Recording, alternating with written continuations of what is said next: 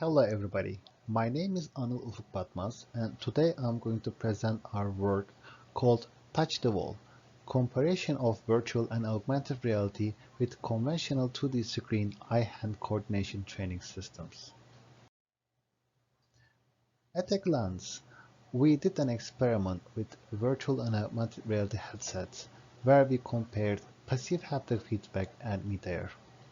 Our results showed that there is no significant difference between passive haptic feedback and mid-air, and also augmented reality headsets were not performing well for eye-hand coordination training systems.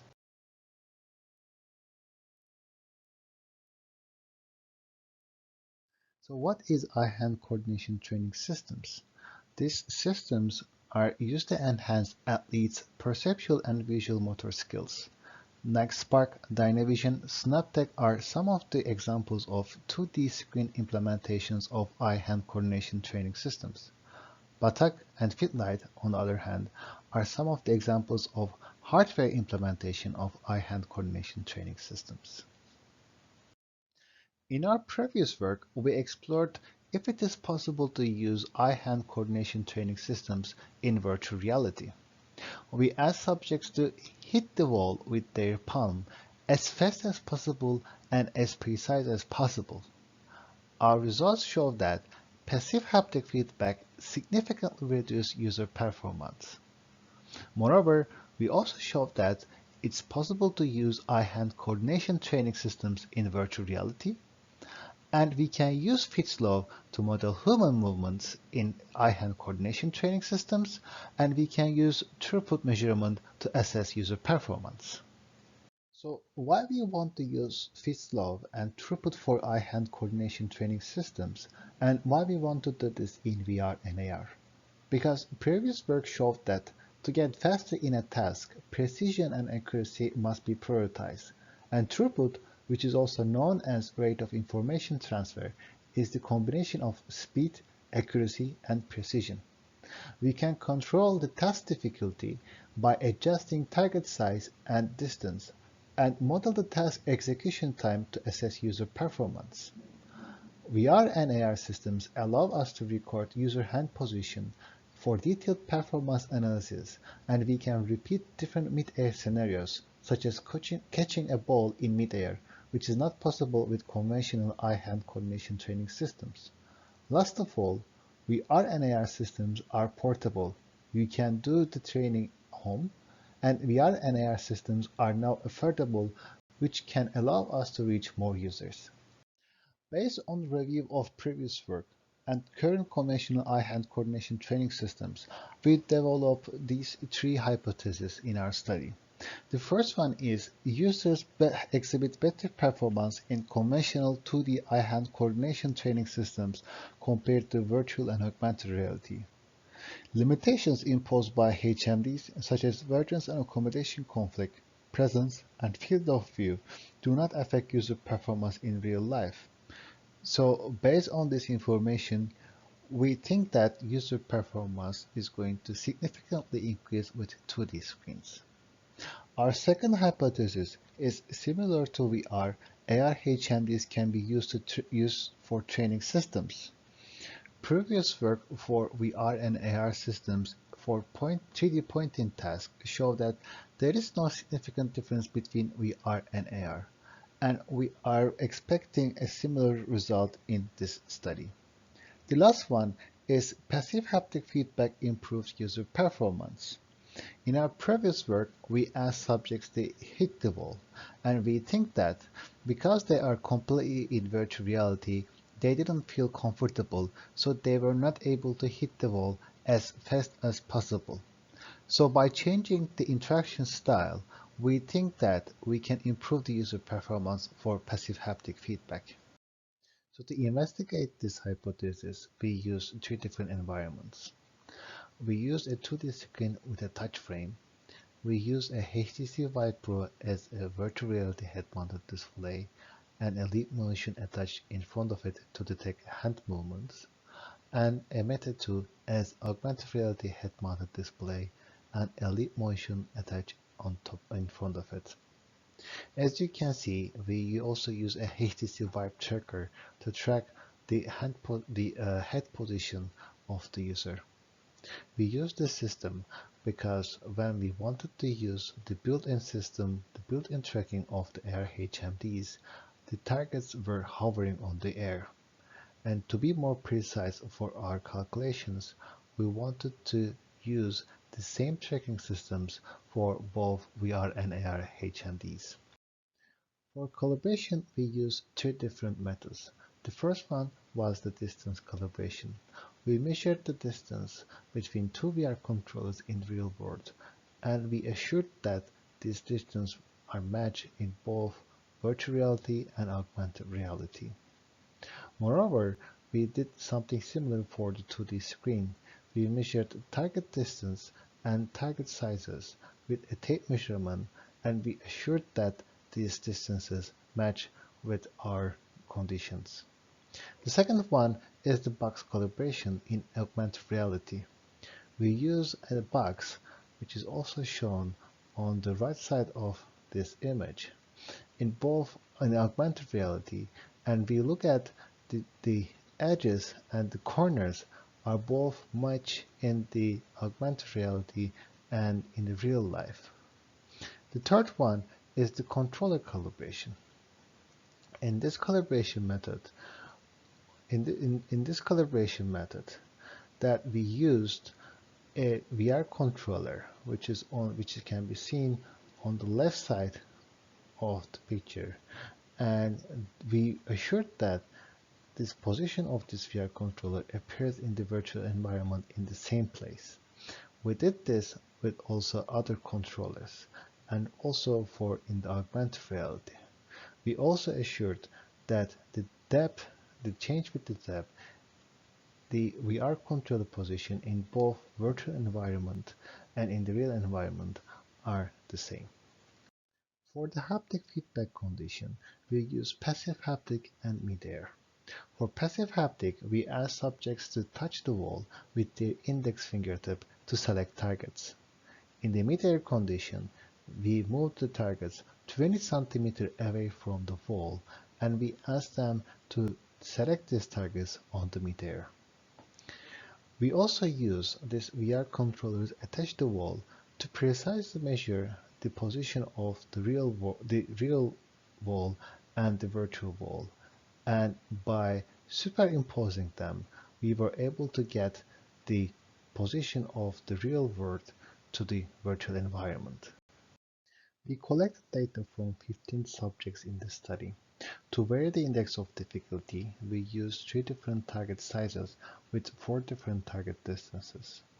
We chose target distances and directions randomly by an algorithm. We also did not allow the algorithm to reselect the same target in a set of trials. We terminated a set of trials when there were no more targets that fulfilled index of difficulty restriction. In each set of trials, we collected approximately 29 or 30 data points.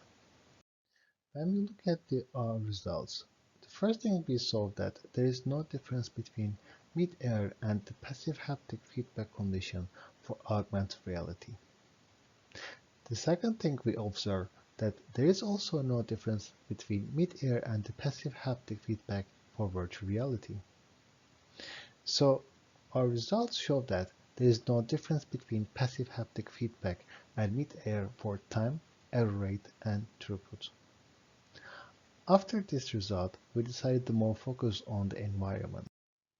In environment results, first I would like to focus on augmented reality. If you look at the time results, that you can see that it takes more time to perform the experiment with augmented reality headset. Moreover, subjects did more error with the augmented reality headset, and their throughput performance significantly decreased with augmented reality headset. Then, if we focus on the 2D screen and VR headsets, we can see that there is no significant difference between 2D screen and virtual reality for time. Again, there is no significant difference between 2D screen and virtual reality for error rate. But there is a significant difference between 2D screen and virtual reality. Subjects' throughput performance are higher with the 2D screen condition. So why we had this difference, why the subject's performance was higher with the 2D screen? As we mentioned previously, because of the depth cues and the stir display deficiencies in virtual reality, user performance was a little bit smaller compared to 2D screen in virtual reality. But when we look at the time and error rate, we still see that there is no significant difference between these two conditions, which shows that there is a potential for VR systems to be applied. When we look at the augmented reality results, we see that it took more time to perform the experiment, subjects did more errors, and their throughput performance significantly reduced. Moreover, none of the subjects preferred augmented reality headsets. So, why the augmented reality headset exhibit the worst performance? We have four possible explanations for these results. The Meta headset we used has 60 Hz of refresh rate, which might not be good enough to render fast hand movements. To keep the differences between AR and VR conditions, we use an extra tracking for head and hand positions. Even though subjects did not complain, the weight of the tracker and lip motion could have decreased the subject's comfort, which affected their performance. We showed the virtual hand in augmented reality to help subjects to perceive the hand position in VR. Subjects might also have expected to be immersed either completely in VR or in reality, which could confuse them. Another explanation of the results could be the perceptual cognitive issues, such as overestimating distances in augmented reality. However, even though augmented reality headsets exhibit the worst user performance results, if you look at the Fitts law results, we can see that augmented reality head displays can be still used for the Fitts law, and the results of the subjects can be used to model by the Fitts law, which also supports our hypothesis too. Our last discussion slide is about feedback. In our previous study, we asked subjects to hit the wall with their palms. In this study, we asked subjects to touch the wall with their index fingertip. In our previous work, user performance significantly reduced with passive haptic feedback. By changing the interaction style, we have reduced the user performance difference between the passive haptic and mid-air condition. And in this study, there was no significant difference between these two conditions. Yet, compared to mid-air, user performance did not increase with passive haptic feedback. Thus, we can partially accept our hypothesis tree. In this study, we investigated eye-hand coordination training system using a FITS task in VR and AR conditions and compared them with a 2D screen-based system. Results show that an AR headset significantly decreases user performance and user throughput performance increases with 2D screens. We used an approach based on throughput measurements, which incorporates speed, precision, and accuracy. This approach can better inform users on how to improve their skills, including how to approach the fundamental speed and precision trade-off. We also showed that by changing the interaction style, we also affected the user performance. However, passive haptic feedback that did not improve user performance in our study.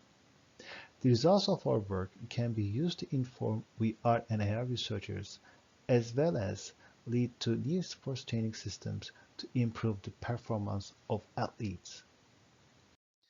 In the future, we want to focus on gaze tracking, which we already published in CHI 2020. Also, we want to work with the professional athletes, and we want to look at how it is possible to improve user performance by looking at the learning curves with the throughput. We also want to investigate skill transfer and see if we can use our approach for medical research. Thank you very much for listening. I would be happy to answer your questions.